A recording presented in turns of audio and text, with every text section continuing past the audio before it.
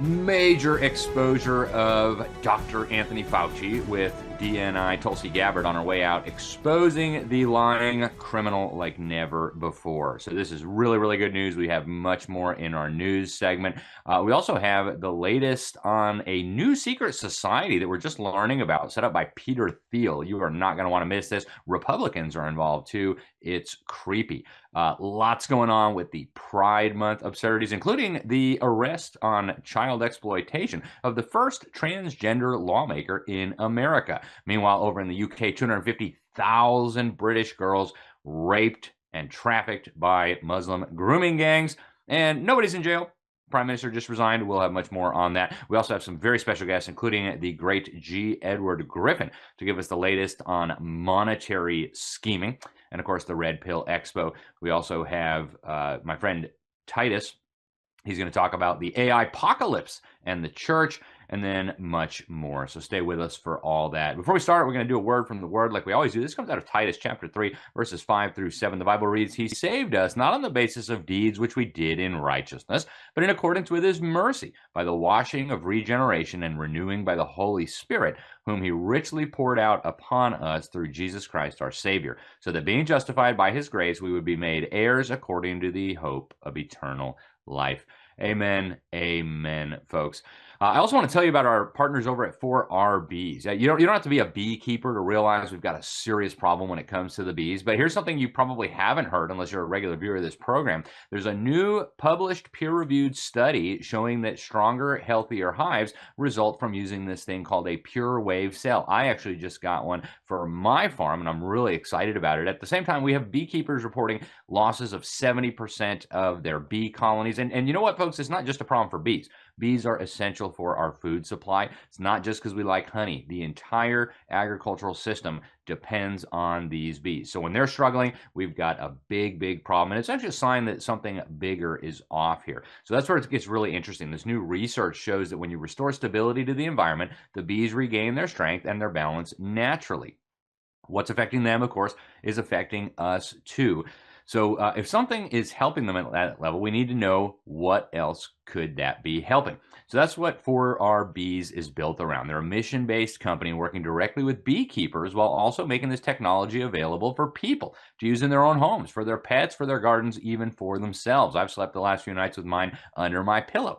And so the lesson is less about do I need this and more about what do I want to be part of. If you want to check it out, go to 4rbs.com, 4rbs.com, and use the promo code HIVE20. Decide for yourself whether it makes sense. You can get everything from honey to these incredible pure wave technologies. So go check it out at 4rbs.com. And remember the promo code HIVE20. Now, going to the news segment, folks, I want to share with you this latest release from Director of National Intelligence Tulsi Gabbard. On her way out the door, she's releasing never-before-seen communications and documents exposing Dr. Fauci. He gave millions of dollars to fund the gain-of-function research, literally at the Wuhan laboratory. And when we said that, we were banned, we were shadow banned, we were demonetized, all of that. Now we have the smoking gun documents that it's true. He also worked with politicized elements of the so-called intelligence community to lie about it, to cover it up. He undermined the president. He appears to have committed perjury, and he made sure that the U.S. intelligence community would not reveal these facts from anyone, to anyone. Folks, this is incredible. These documents literally expose Fauci's direct role in influencing and manipulating the intelligence community. It exposes his lies to Congress, which, by the way, is a crime when you lie under oath. And there's just so much here, folks. The declassified documents that show that the intelligence community privately actually took the lab hypothesis very seriously from the start. And at every critical juncture, someone intervened to make sure that that didn't make it into the final reports. And we had a whistleblower filed, and of course it was sent right to Fauci's own department. Fauci, of course, steered the CIA toward the natural origin hypothesis that it came from animals, even though he knew that was not correct, folks. We had a CIA superior blocking analysts from shifting to the more obvious explanation. We have the FBI misrepresenting a key interview to Congress. Folks, this is incredible. You have all these institutions engaged in one of the most shocking cover-ups, some of the most shocking corruption ever.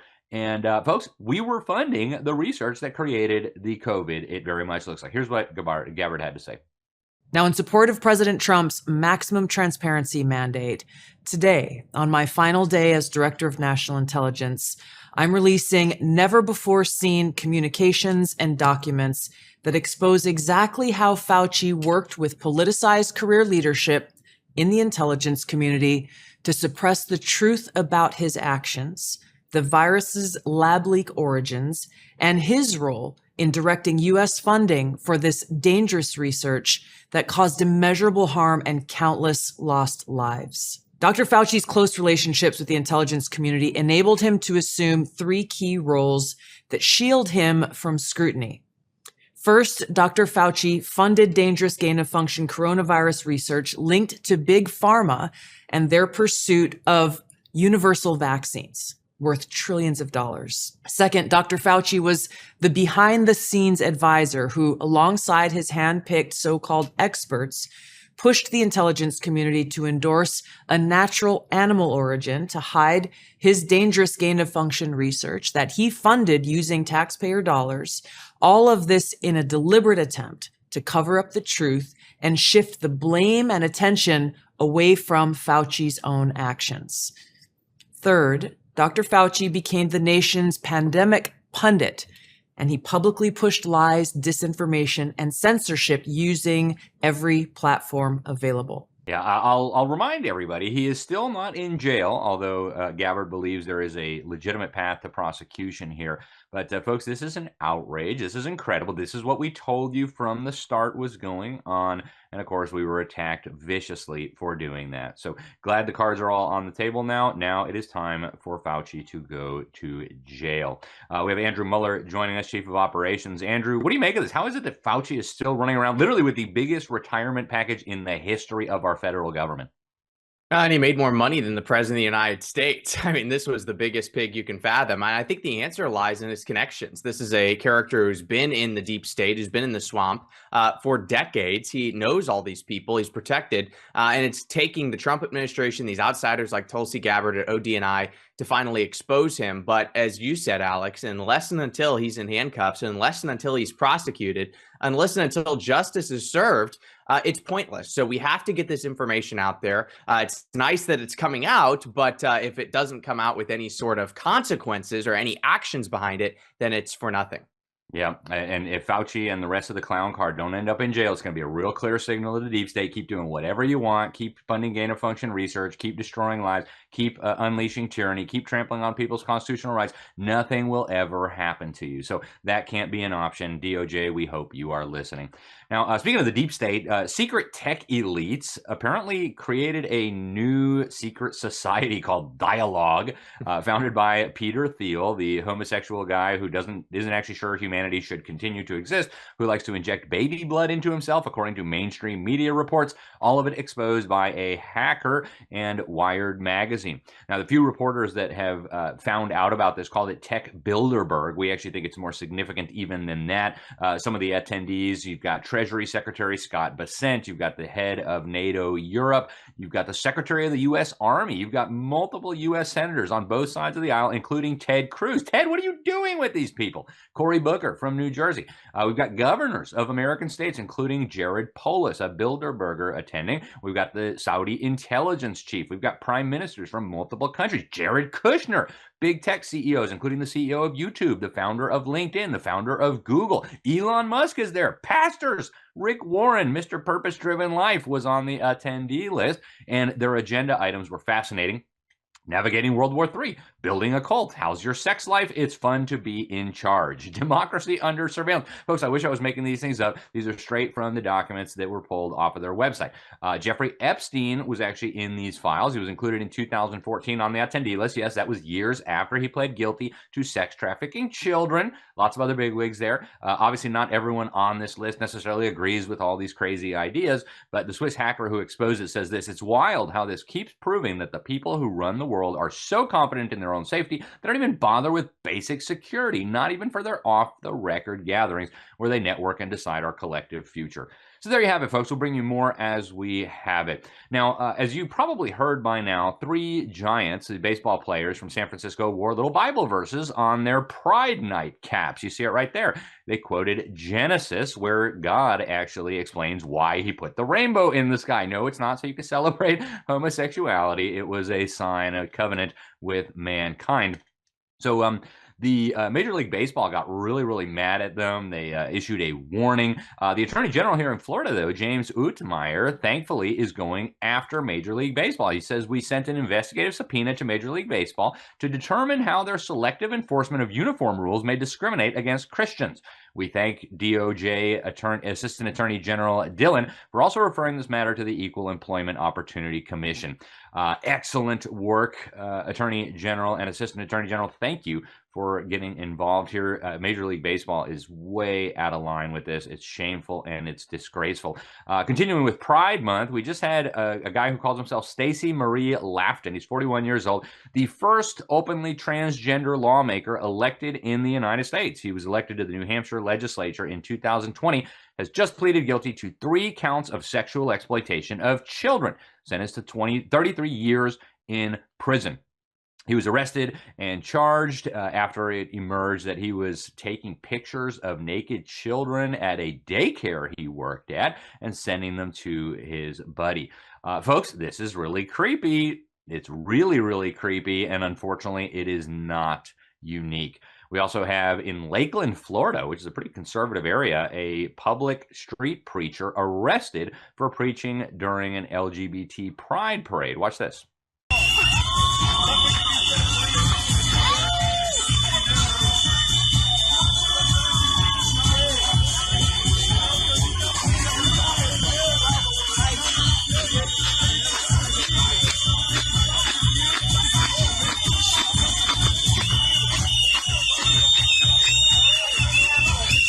Well, there you go, folks. Arrested for preaching the gospel at the Tolerant Pride Parade. In other fun Pride Month news, we just had the mayor of my town here in Florida show up at church on Sunday and read his faith, family, and responsible fatherhood proclamation in church. So we're very grateful to our mayor.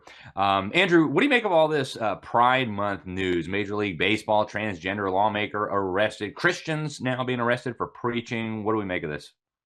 Well, it shows, Alex, that there is no such thing as the separation of church and state. Every single person has a religious worldview, whether that be their pride or their sexuality, their atheism, their Islam, their Christianity. These things are impossible to separate from governance, from our laws, and how we interact in our communities. And I think this should be a clarion call for Americans that those of us who claim Christian values, the same values our founding fathers upheld and used to direct and guide the formation of this nation, people who share that conviction and belief have to be more involved now than ever. Because if we aren't, these crazy people will. Rewind the tape and go back and look at that transgender lawmaker. That is somebody who, unfortunately, is sick in the head. It's lost. When you see that image, you have a reaction physically. That should tell you something. This is not a difference of opinions. This is not a different political ideology that's, worth debating. These are people who have evil ideas, and they do want to negatively impact our faith, our families, and our freedom. So therefore, we as Christians have to stand in the gap, fill in these spots, run for local offices, be involved in this political process, because otherwise that guy and his creepy, sexual fetishes are going to get into the legislature, get into your local city council, whatever it may be, and they are going to get away with the most heinous stuff you can imagine because we decided not to act. Yeah, you got to wonder, was there no Christian available to run for that seat that we had to elect that guy? I mean, and folks, you notice they keep going for your children, right? When they're dancing around in their pride parade in New York saying, we're here, we're queer, we're coming for your children. Believe them. They're coming for your children, whether that's in a daycare that they work at. We need to be taking this real seriously. And, we need to, I think, treat these people with compassion and love, but also recognize they don't have the right to be grooming our children. They don't have the right to be imposing these kinds of perverse laws on us. They certainly don't have the right to arrest us at pride parades for speaking the truth. And yet that's how far our society has gone. Now, in a similar related issue over in the UK, the government has been turning the other way as Muslims have been raping and grooming and sex trafficking little British girls. A new report just released last week on June 16th by Rupert Lowe British politician, found it's called the Rape Gang Inquiry Report. They found that after interviewing a lot of witnesses and looking at a lot of official documents, they found that something like 250,000 British girls were raped, exploited, trafficked by Muslim migrants. Okay, 250,000. That's 250,000 girls. And the most horrifying part is when they went to the police ignored it. The police laughed at them. The police did not want to do anything about this because they didn't want to be seen as racist. Folks, these are our daughters. These are our sisters. This is completely inappropriate. All of the people involved in this and in the cover-up belong in jail. So Lowe was part of the Reform UK party before leaving last year and starting the new party, Restore Britain, which is doing very well. And what they found in this report is there has been a systematic targeting of vulnerable girls, overwhelmingly white British girls, by predominantly Muslim Pakistani gangs across towns and cities up and down the nation. And the report says that police forces, social services, schools, and the NHS, the National Health Service, failed to stop the abuse and allowed the perpetrators to operate, and I'm quoting, with impunity, folks. All of them, in my opinion, belong in jail. Meanwhile, the UK Prime Minister Keir Starmer, a radical left-winger, just announced his resignation. He is one of many prime ministers now who in recent years have left. It's pretty incredible. We haven't had a single prime minister finish a full term since David Cameron. And yeah, we'll see where this goes. But here is Keir Starmer. Every decision I've taken has been about putting the country I love first. That is why I will resign as leader of the Labour Party. I have spoken to His Majesty the King this morning to inform him of my decision. I will ask the National Executive Committee of the Labour Party to set out a timetable with nominations opening on the 9th of July and completed by the summer recess. There you go. Now, folks, shifting back to domestic issues, you've all heard by now about the so-called Memorandum of Understanding with the Islamic regime in Iran. Nobody's happy with this. And I mean nobody, right? Other than a handful of people saying it's like 16D chess or whatever. But basically, Iran's going to get a lot of money through investments if they obey their side of the deal, and the war is supposed to end, which I think everybody wanted the war to end except the neocons. But Trump has been very, very critical of the Israeli government, and J.D. Vance, vice president, even more so. Listen to what Trump had to say. He's done an amazing job of pulling it together. He's not a Boy Scout, but he's done an amazing job of pulling it together. And he is very good with Hezbollah, does not like them. And I'll tell you what, Israel's fighting Hezbollah too long, and too many people are being killed. And you don't have to knock down an apartment house every time you're looking for somebody, because there are a lot of people in those apartment houses, and they're not all Hezbollah, that I can tell you. And I suggested to Israel to let Syria take care of Hezbollah. Because to be honest with you, I think they do a better job of doing it. And I didn't like Syria. I didn't like where 2 hours before we're signing the agreement, that there was an attack in Lebanon, in Beirut. It wasn't like in the southern side, and it was in Beirut. I did not like that.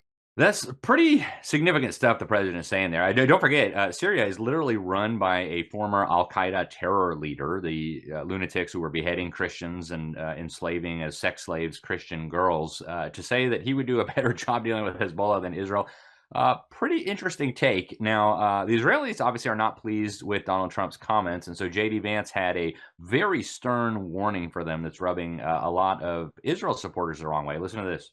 What I will say, and this does bother me, is that you've seen people within Bibi's cabinet who have come out and attacked the deal, and in some ways very personally attacked the President of the United States. And I guess my message to them would be twofold.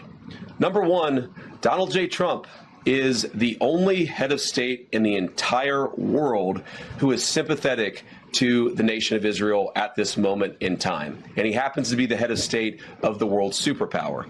If I was in the cabinet of the Israeli government, I might not be attacking the only powerful ally that I have anywhere left in the entire world.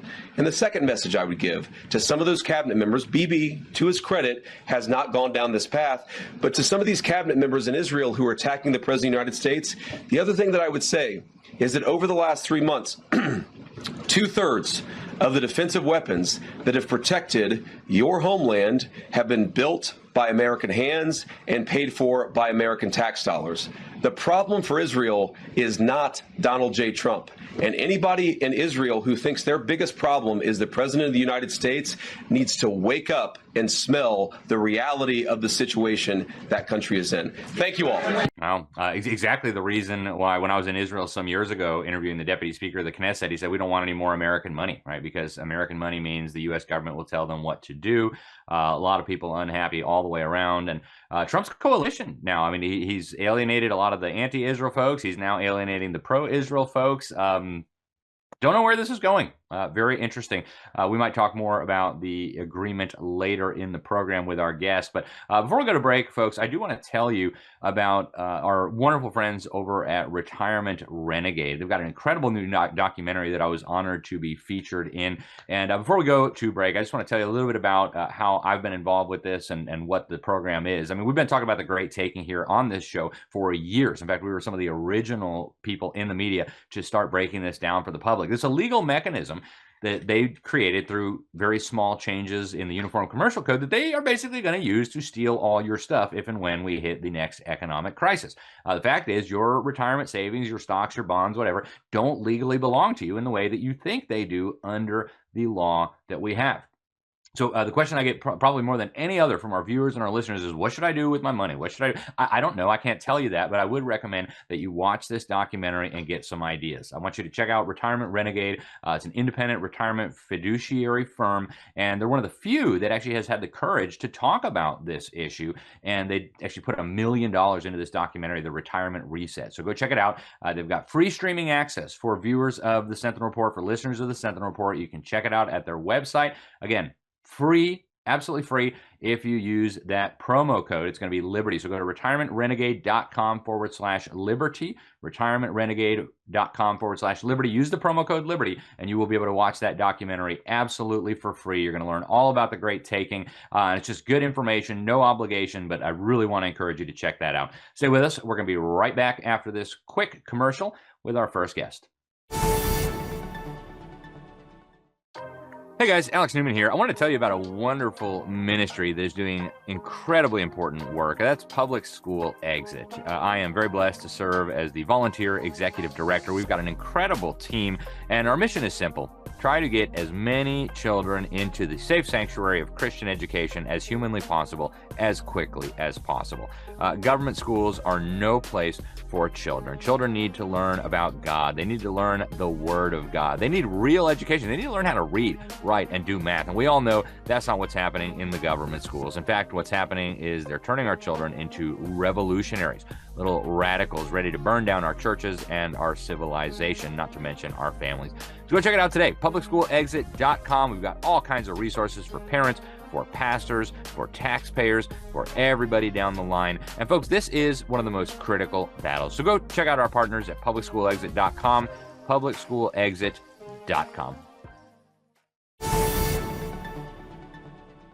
Welcome back to the Sentinel Report. Folks, I'm very honored to have with us a returning guest, the legendary G. Edward Griffin.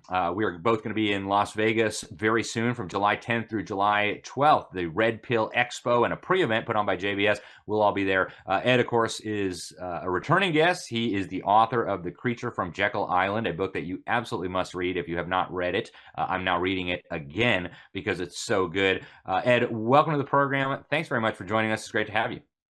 Thanks a lot, Alex. I really appreciate, as I was saying a little while ago, we've done this before. It just feels like going home.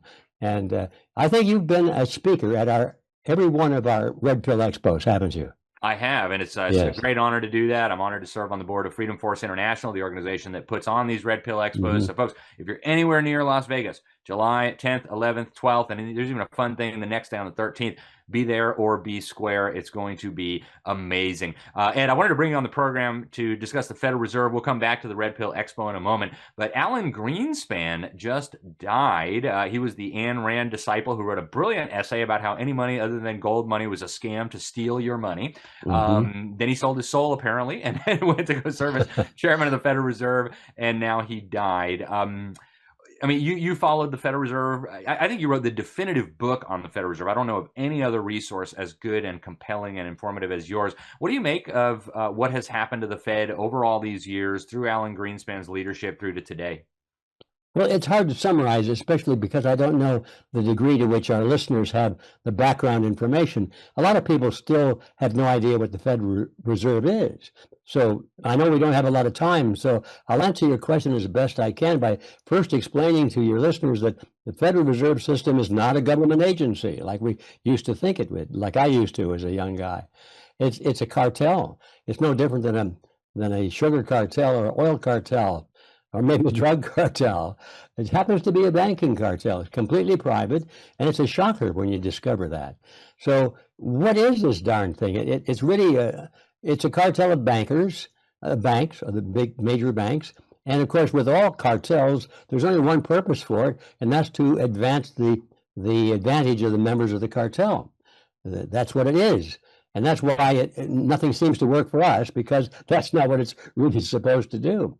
Now, cutting to the chase, what do I think is happening? I think this cartel has come to the decision that it's going to destroy itself anyway, and the country along with it. So rather than waiting for everything just to collapse, they made a decision, I think, probably a little over a year ago, to terminate themselves. But that wouldn't be the end of it. They were going to transition into something even worse. And the idea they could say, well, that didn't work, and now we can fix it. We have a new system, But of course, and everybody says, oh, we have a new system. We'll be trusting the same old guys that put us into the mess that we're in today. We'll be entrusting those same people to get us out of the mess. So when I say a new system, I'm talking about digital money, of course. What they want to do is just take away our money completely. There's a slogan out there, if you don't own it, if you don't hold it, you can't own it, something like that. And that's the one thing about digital money, the way they're planning on using it with all these central banks, is that it won't even be ours. Of course, you can't hold digital money. It's a computer algorithm of some kind. And so where is it? Well, it's there in your account, mister, as long as you have an account. And they have the switch on off. So if they don't like you, for whatever reason, and they have lots of reason not to like you and me, because and I wear that as a badge of honor. Thank you. Yes. So I'm making this very short. We may just wind up some bright sunny morning and want to buy a cup of coffee, and there's nothing to buy it with because our account will be closed pending investigation or something like that. So I think what's happening is a self-destruct process that the Federal Reserve is inflicting on itself, and it's wanting to replace it with something that's even worse. Wow, that's amazing. And you've been warning about the Federal Reserve. I mean, you're in your 90s now, Ed. You've been warning about this for much longer than I've been on this planet. And it does seem like we're kind of reaching the end of the runway here on Federal Reserve. We're holding interest rates steady, and everybody's waiting with bated breath to see what's going to happen with the inflation numbers. Folks, what's happening is much bigger than the latest inflation numbers and whether they're going to hold rates steady. This is huge. They're working on fundamentally restructuring the monetary order, not in a way that's going to benefit you. And we've only got a few minutes left, but the Red Pill Expo is going to be amazing. I want to play a quick little promo video, and then we'll come right back. Las Vegas, Nevada, Sin City, the entertainment and gambling capital of the world, home of the Fremont Street Experience, the Mob Museum, and Red Pill Expo 2026, July 11th and 12th at the Ahern Hotel Convention Center in Las Vegas, Nevada. Can't make it to Las Vegas? The expo will be live streamed and archived should you miss any of it. Red Pill Expo is the major public event of Red Pill University. The mission of the expo and the university is to bring together world-class experts to set the record straight on fake narratives, fake history, and fake news. At each and every Red Pill Expo, truth seekers unite to get a better understanding of how the world really works, a world where collectivism reigns. It's time for individualism and an open mind. Mark your calendars and make your plans now to attend Red Pill Expo 2026. Get more details and register today at redpillexpo.org. Folks, you're going to want to be there, or you're definitely going to be square, but you can still watch it on live stream, even if you're square. I will be talking about Epstein, all the stuff that you're not supposed to know about, the occult, the genetic engineering, it's so deep. But Ed, a lot of great speakers there. Alex Jones will be there. Michael Yon will be there. What are some of the things that you are most excited about? Well, I'm most excited about the final point in a long-range plan to introduce what we call the campuses of Red Pill University. We want to put boots on the ground, so to speak, not real boots, but mental boots on the ground. That we're not trying to form a militia or anything like that. But we don't think we can save the system without having political influence. It's not enough just to talk about things going wrong and then see, well, nothing happens. Nobody gets arrested. We're learning every day how more and more crimes have been committed by the highest levels in our own government, but nobody ever gets investigated. Nobody ever goes to prison. There's never any hearing. Isn't that terrible? So we want to put an end to that kind of a dead-end process. And we'll be putting together what we call campuses in every county, every locality in the country, and we want to get people away from their computers. You can't win a war like we're in, this intelligence war, this war of ideas. You can't do it by sending emails. You've got to build local organizations. You've got to go to your city council meetings, your county board of supervisor meetings, and so forth. And you've got to regain political influence and get rid of these collectivists who are now holding all the levers of power. They don't go to prison because they're the ones that determine who goes to prison, and they're the crooks. So that's our problem, and we're working hard to solve that problem. Yeah, and there's going to be a lot of wonderful speakers there to address these issues. Dr. Lee Merritt will be there. Dr. Brian Ardis will be there. Yes. Robert Scott Bell will be there. It's going to be so much fun. Redpillexpo.org, folks, is where you can get tickets, is where you can learn more. It's where you can get live stream access if you want to watch us from the coziness and comfiness of your own home. Ed, where else, we've only got 30 seconds left, where else can people learn about this? How else can they get involved? Well, that's the most direct way, is to come to Red Pill Expo itself, and redpillexpo.org has all that information, and you can see who the speakers are, what their topics are, and you can get a lot of information about previous events. And by the way, I don't know if it was mentioned, but the entire program, the 2-day program, is free. It's absolutely free. And of course, if you have some deep pockets and you want to send us a donation, that's fine. But everybody can see it for absolutely free. And the last time we opened this up, Alex, as you know, we were amazed ourselves to find out in the middle of the event, we had over 300,000 people watching at that particular moment. This time around, we expect to do even better. And you can't do that when you're selling tickets. Now, tickets are available for those who want to come to the event physically. But if you want to watch it in the comfort of your home, which is, we recommend you go to the event because that's where we can form these campuses we're talking about. But if you can't make it to Vegas, and most people can't, it's entirely free. So that's the good news. I think that's so wonderful, Ed. So we expect hundreds of thousands, if not millions of people to be watching from their own homes. And for those who can come in person, it's going to be amazing. We'll also have a little pre-event there on July 10th. I will be speaking, maybe some other fun people. And Ed, thank you very much for joining us on the program today. I look forward to seeing you in Vegas in just a few weeks. Thank you again, sir. Very good, Alex. Thank you so much. Absolutely. Thank you.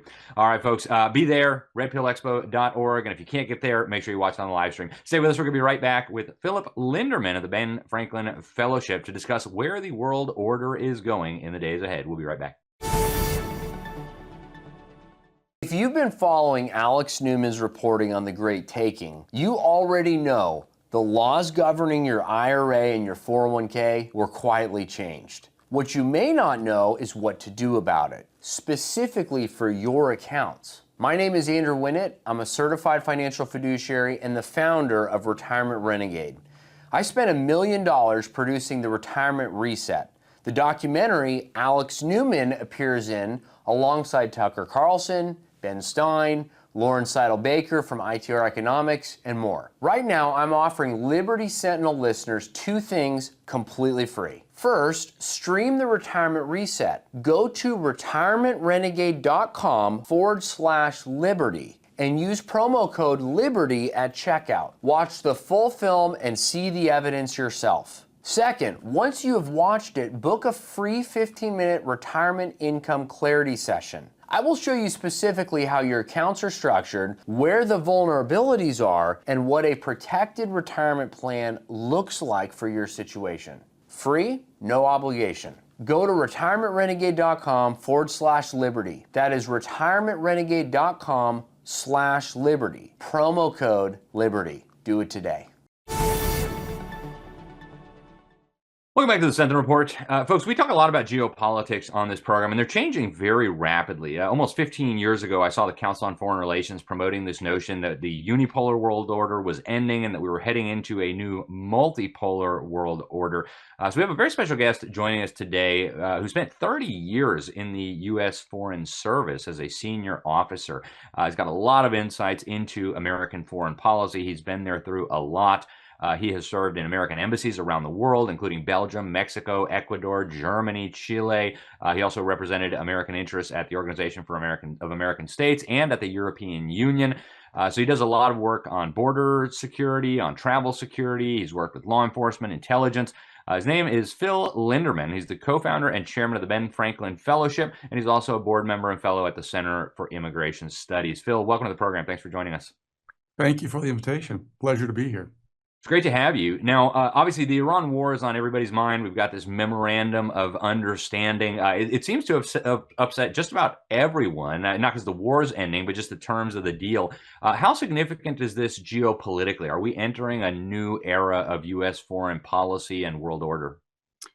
Well, I think we definitely are in a transition time, and it is difficult to make a final determination on the conflict with Iran because we are still basically in it, although we may see the end of the tunnel.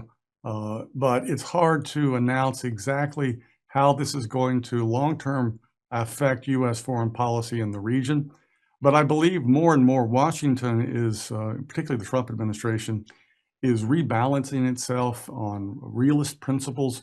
What can we accomplish that's in the national interest that the American people are willing to pay for that makes sense? And some of the foreign adventurism that we have done in the past quarter of a century was done without very much consideration on where the U.S. interest was and why and how the American people should invest in such an operation. Yeah, we seem to be getting some big changes in Latin America as well. Obviously, the grabbing of Maduro was significant. Now, Raul Castro has been indicted. And of course, the National Security Memorandum does suggest that they're going to be putting a lot more focus on the Western Hemisphere.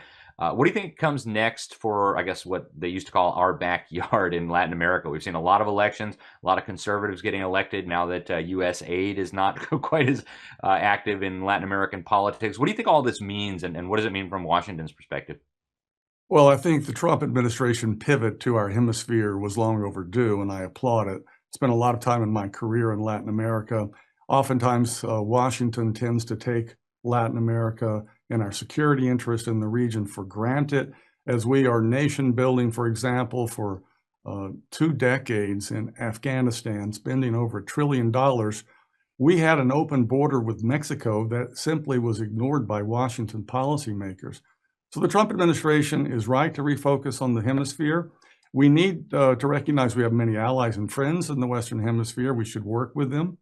We should probably get the United States out of some of the utopian activities such as nation building, trying to remake countries, complicated countries like Mexico and others exactly in our image, but instead work with our allies, those leaders in the countries who share our values, largely freedom, basically a restrained state, keeping interlopers out of the hemisphere, and trying to work in our own common interest.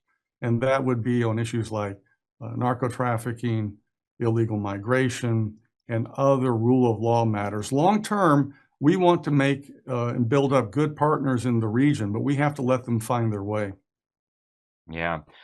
Yeah, I followed Latin American politics very closely. I actually grew up in Latin America, and I've been very concerned for a long time about the Sao Paulo Forum, and it seems to have been aided and abetted under Barack Obama and Joe Biden, and so it's a little bit refreshing to see them now playing defense everywhere except maybe Brazil. I want to go back to these big picture questions. I mean, we've got essentially two different visions for the future of the world order, the future of U.S. foreign policy. You've got kind of the Council on Foreign Relations, globalist view. You know, we're going to get regional government, global government. And then we seem to have the more Trumpian, America first, you know, world of sovereign nation states, basically cooperating as appropriate, but not necessarily surrendering sovereignty. There's been a lot of debate among analysts about which direction we're moving, which direction we should move. Where do you see all of this going? And do you think it's going in a good direction?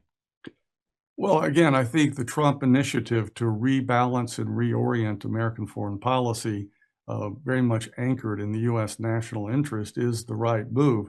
This will decouple us largely from the historic Wilsonian approach to foreign policy. And when I say Wilsonian, going back to Woodrow Wilson, where we were out making the world safe for democracy, we were, after World War I, trying to redraw boundaries in Eastern Europe, etc. The end of the Second World War was a different challenge for us, but that chapter has closed. And I think there's every reason to expect that what President Trump is doing is actually reconnecting with a long tradition in American foreign policy, which was more conservative, which was less internationalist, which was more focused on the Western Hemisphere. That is a tradition that goes way back, both in the Republican Party and in the State Department and other American foreign policy institutions. So it will be a good move when we tell some of the people in the United Nations world order that maybe the utopian objectives that they try to impose on us and make the burden of carrying out those objectives part of the American mission. And the American people rightly ask why. Why were we 2 decades in Afghanistan after we had dealt with a terrorist? Why were we trying to nation build in a country like Iraq? Why were we not focused more on Mexico, Latin America, countries that had a direct impact on life in Middle America because they were either sending illegal migrants to us, drugs, or other challenges to our communities? And so in this long span of American foreign policy from the beginning of the Republic, it's important to realize that our Cold War efforts after 1945 were largely a departure from our traditions. And President Trump, as often as he is denounced by Washington foreign policy elites, is in fact recoupling with the tradition that was very much anchored in our Constitution, the Western Hemisphere, the Monroe Doctrine. Yeah, no question. And we heard over many decades a lot of people screaming, "That's isolationism! That's isolationism!" But not exactly right. Isolationism, that charge is the racism charge in domestic American politics, right? Isolationism is looking at international challenges and finding where the U.S. national interest is and being realistic on what we can achieve and what the American people and our political processes will allow the foreign policy establishment to achieve. Did the American people sign up for nation building in Iraq? No. Yeah. And, it seems like some of the guys at the UN are having trouble getting this message. Just a couple of weeks ago, the UN General Assembly voted overwhelmingly to, quote unquote, operationalize the UN International Court of Justice's wild climate change ruling from 2025, declaring that every government must fight global warming. I mean, Trump's been pretty clear. It's the biggest con job in human history, he said at the UN General Assembly last year. Why do you think the UN is struggling to process this, to deal with this? Well, unfortunately, the bureaucracy of these international organizations, often very intelligent folks, they mainly have bought into these issues such as climate extremism, open borders, trying to remake governments that are poorly performing, intervening in areas where we don't have really the will or the staying power to make a change. That is part and parcel of a globalist mentality. In fact, it's deeply embedded in many of our own U.S. Foreign policy institutions. It's in the State Department, it's in the Pentagon even, and it's in our intelligence services. So what many of us, conservatives in foreign policy, realists in foreign policy, are trying to do is win the battle of the U.S. foreign policy bureaucracy. And that very much links to the international organization world order, UN groups, other multilateral organizations that have very much a globalist view on what countries should be doing. The realists in the world realize that the world is long-term a better place when nation states serve their national interest, just like in the Adam Smith world of individuals serving their enlightened interest. This is the way that we deal with differences. This is the way that we bring about peace and security. Yeah, makes sense to me. Phil, we've only got a couple minutes left. I definitely want to get your take on immigration, but I also want to know more about the Ben Franklin Fellowship. So let's just start with immigration real quick. I know you're on the board of the Center for Immigration Studies. What do you make of the U.S. immigration policy over the last year? Is it going in the right direction? Obviously, we had a lot of hysteria about ICE in Minneapolis and things, but are you generally pleased with the direction things are going? Do you have any suggestions for improvement? I credit the Trump administration for basically securing the southern border. It has not been secured like this in our lifetimes. It proves that, in fact, you can secure our land border. So that's a big credit. The president largely is trying to enforce the immigration law that's on the books that Congress passed, which, no surprise, it says if you are in our country without a legal status, a visa that's in force, or some kind of other status that's recognized, you're in our country unlawfully and you should leave.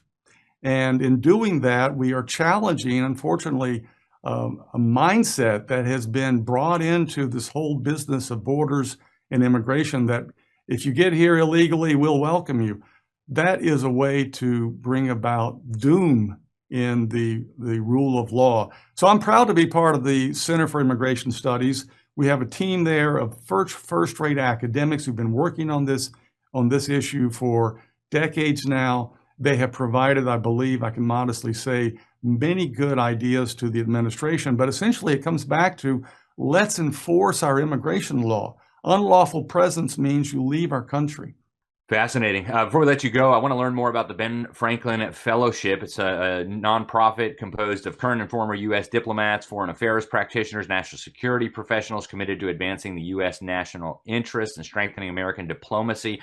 Tell us about the fellowship. You are the co-founder and also the chairman. Tell us about the Ben Franklin Fellowship. Yeah, thanks for that question. So as you mentioned, I did more than 3 decades in the Foreign Service, long career, is proud of my service there, very interesting work in foreign policy. But one of the takeaways I had was that the bureaucracy, career FSOs and others, was too dominated by people with left of center globalist ideas. What we're trying to do in a nutshell in Ben Franklin is to bring in a conservative perspective. It's not a partisan perspective, but it is a conservative value set about why we do foreign policy. Now, that's a challenge because what's happened over recent decades is that sort of left of center thinking has come to dominate much of the career bureaucracy. We want to bring new people into the career. We want to unite and network people who are there somewhat in the woodwork so that they can be part of an administration when it comes to office that can help implement what that administration wants to do. We want to make the State Department a reliable point for a president to do what the Constitution tells him he is to do, which is to implement his foreign policy. And to do that, you have to have a reliable bureaucracy, foreign service officers, other career civil service people who sign up to do the president's work instead of questioning what the president is about. They have no role to do that. They can provide professional advice. So bottom line here is that we realized there was no such group in the career federal bureaucracy, national security bureaucracy. We have launched it. We've been going now for a couple of years. Many people have rallied around our banner. It is a fair, legitimate activity to identify those folks in federal government service, foreign policy service, that they can be a conservative and stand for our values. Excellent. And having dealt a lot with the State Department in the first Trump term and the second, I do believe things are moving in a better direction. Pleased to see the progress. Folks, you can check it out at benfranklinfellowship.org. Phil Linderman, thank you very much for joining us today. Really appreciate your insights on these things. I hope we can get you back. My pleasure. Thank you for the invitation. Thanks so much. Appreciate it. All right, folks, stay with us. We're going to be right back after this quick break with our next guest, Titus Blair. Life's just better with BNI. There's purpose, there's passion, and there's a renewed sense of inspiration and optimism with every day. After all, we were founded on the power of possibility. Nearly a decade ago, a team of world-class scientists, formulators, and industry makers brought together biology, chemistry, and technology and created something unique and life-changing, while infusing a new sense of health and hope into the world.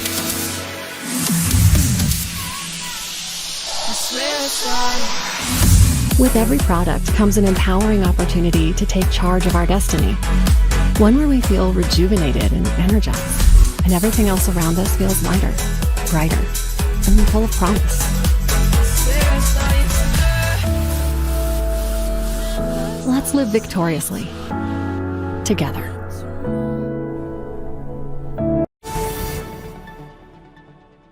Welcome back to the Sentinel Report. Alex Newman, your host here. Folks, a good friend of mine has been on the program before. He loves Jesus like almost nobody else I know. Like, he doesn't just talk about it. He actually walks the walk, gave away all his stuff, and moved to New Zealand to be a missionary. Every time I see him, he's like, we should go evangelize.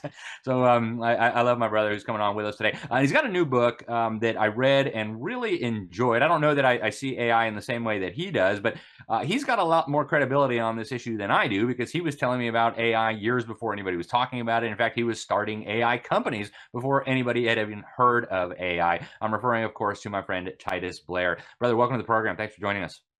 Hey, glad to be here. Yeah, I remember our AI chats, man. Yeah. No, and you warned me that this was coming before anybody was talking about it. I mean, now everybody knows all about AI, but you were like talking about this many, many years ago. So Titus, you have a new book. It's called The AI Apocalypse, or the AI Apocalypse. I don't know how you pronounce it. And so you've got a vision for AI basically taking all our jobs, radically restructuring the world, but not necessarily like enslaving us or something like that. So tell us about where you see AI going as you outlined in your book.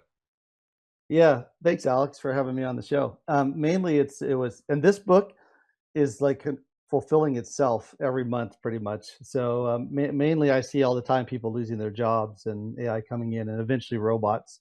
And so, like you said, the best thing about this book is that we're trying to focus on following Jesus first. So no matter what AI happens, we'll still be in the right position to follow Jesus and be a light. But if AI does take our jobs, and like you said, if AI does a malicious thing, we really don't have a choice. So I try and think a little positive in regards to like, this is a good positive way of dealing with it, but mostly about building community, people helping each other, going back to what it used to be before computers, AI, pretty much.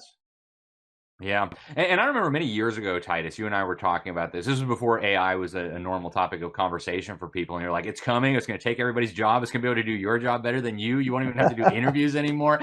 I was like, well, what should I do if that's coming? You said, buy land and learn how to grow food. So I did that. I'm now living on my farm. And in your book, you've got these, fictional characters, I think, based on maybe some elements of real people, but that's one of the things they do, right? They get together as Christians and they start growing food. They start serving their neighbors. Talk to us about how you think people in general and Christians in particular should deal with these enormous changes that you think are coming. Yeah, I think it's really cool. It's a few years out from Jesus's 2000th anniversary, you might say, when he rose from the dead. So we're pretty close at a pivotal time in history right now where maybe Jesus will come back. And I think the cool part about what I use is Acts 2 is that that's kind of what the church was at the beginning, and it can be today, which is people helping each other, sharing things. I see a lot of that not happening in the first world, especially where a church is not necessarily a place where people share things and help each other. So we may be even pushed into doing that more as AI takes jobs and we need to grow our own food and take care of each other. So in a way, we lose some technology, but we gain community, and we gain Christianity back the way it started. Yeah. And I think that's one of the topics you hit in Tiny Church, so I want to get there. But Titus, you've been sending me links, a few over the last few months, of just new reports of AI decimating this job place, mass firings at this technology company. Like, all those people who were told, like, shut up, crybaby, learn how to code, right? Because they were losing their jobs. Now all the coders are losing their job because the AI can code for you way better than you'd be able to do that. So other than just buy land and learn how to farm and follow Jesus, what are some specific recommendations you have for people right now, regardless of where they're working, blue collar, white collar, what, it doesn't matter. What are some specific recommendations you have now for people to prepare for different plausible scenarios as we head into this new AI future. I mean, we've heard now that the CEOs of the AI companies are like building bunkers and buying rural retreats in New Zealand and Argentina. Like, obviously we can't do that, but what are some things that we should know that we should do while we still have somewhat normalcy with us? Yeah, in the book I cover like get out of debt, like try and be debt free if you can do that. Start building communities to get together, whether it's your church community or build some other neighbors in your area. Just getting to know people back again, because there's going to come a point where no one has anything to do. So you got to be like, and I think that's the value of this book, is it talks about what happens when you don't have any meaning anymore. Like most people define themselves through their jobs, through the things they can do. And what if that goes away? Like what's left? And I think that's going to be a big mental. So being prepared mentally, I think if you don't know Jesus or you don't have hope beyond your career, you need to think about what happens if my career goes away? What should I focus on? Like what's life about? Those are good questions to ask yourself. And like you said, Alex, buy some land or get together with people and buy land. That's in the book about what people do. It's practical. So just those type of ideas. Yeah, I think those are good ideas no matter what comes. And, frankly, I think you probably looked at what you were writing and thought this is pretty pessimistic. Actually, the future that you outlined in the AI apocalypse, to me, sounds very optimistic, right? The robots are like just making stuff and we're getting like government checks, which, I'm not in favor of government dependency, but, they're not using these AI systems to like manipulate our thought processes and enslave our children and things like that. So I consider your scenario rather optimistic. I see several potential scenarios that are far more frightening than just robots to produce everything for us.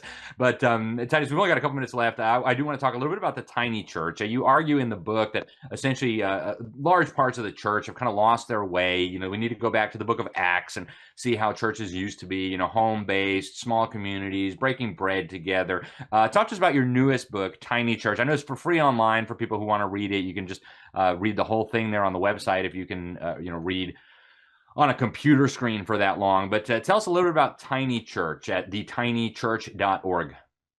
Yeah, and they can get AIapocalypsebook.com for free too. Like, I didn't know that one was free also. Fantastic. Yeah. I let people buy the real books if they want to hold them and stuff like that. But yeah, Tiny Church was just, I live in Utah, and there's a lot of, there's a certain denomination like Mormonism here. So I deal with a lot of Mormons and their faith system.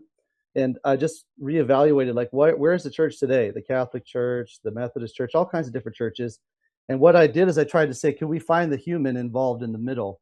Like, if someone stepped in somewhere along the line and started directing that church's direction. And so I found that in the book, you can see, I break down every single denomination out there, including Mormonism, about how there is usually a founder. There's a person who kind of led the idea. They took the idea from Jesus and then they adapted it. So in this book, I try and get us back to Acts 2, that first church, the first Christians that converted, and say, is that where we are today? And have we forgotten that? Have we forgotten what it means to be a Christian? Because we're following somebody else's ideas. So that was practical here in Utah, but I think it applies across all Christianity. Yeah. And, folks, you can never go wrong by reading the book of Acts. Like, you can read the book of Acts 1,000 times and it's still going to benefit you every time you read it. It's just packed with wisdom. I love the book of Acts, the history of the early church. The trials that they faced, the persecution they faced. But Acts 17, they turned the world upside down because they were breaking the law by claiming that there's another king other than Caesar, and his name's Jesus. Wow, can you do that? Yeah, they did, and they turned the world upside down. Today the modern American church couldn't turn a table upside down. I often say we need to be more Christ-like, right? You whitewashed tombs, who's going to save you from hell? We definitely need to be more Christ-like. Titus, this is always a pleasure to have you on the program. The church, obviously the Southern Baptist Convention, they just had their Truth and Unity Amendment debated for hours on end. Should women be preaching?